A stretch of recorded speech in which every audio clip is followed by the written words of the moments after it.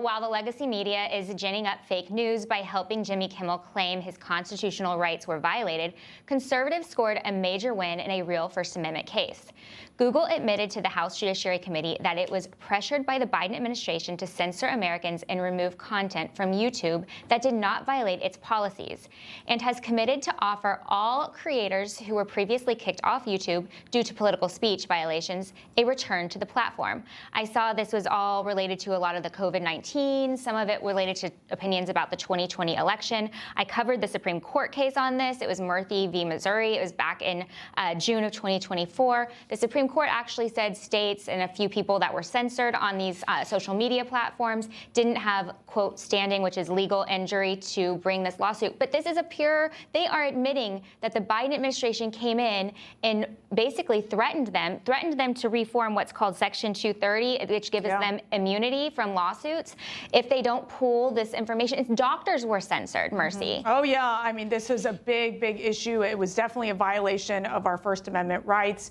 In fact, you've seen several conservative groups suing, places like Google and Twitter at the time for censoring their opinions and winning in these cases, Alex. So I think this is critical to know how really the Biden administration did everything they could to suppress conservative voices, to suppress dissent, and even raising basic questions on why do we have to distance 6 feet, during the COVID period, or wear a mask? And the Biden administration obviously, I think, failed terribly in that scenario. Well, they think they succeeded because they censored the speech that they didn't want out. And this is unlike Jimmy Kimmel being suspended briefly by ABC Disney. This is genuine top of government censorship on these social media platforms, on Google, on YouTube, and beyond. And they should all be held accountable. Yeah. This is far closer to the dictionary definition of fascism than taking Jimmy Kimmel off air for 3 shows because he's not funny. Because Disney had an issue and with this is one the of the government shows. coercing private companies to remove people's speech from the internet. He went off the air not just because he wasn't funny, but because he lied. Yeah. Well, we also know that the FBI and the intelligence community were on the phone during Obama telling Facebook and Zuckerberg's people and the Twitter people at the time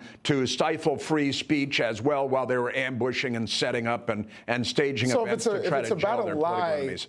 If it's about a lie, were all of the people in that Google case, were they all found to be saying something that was factual?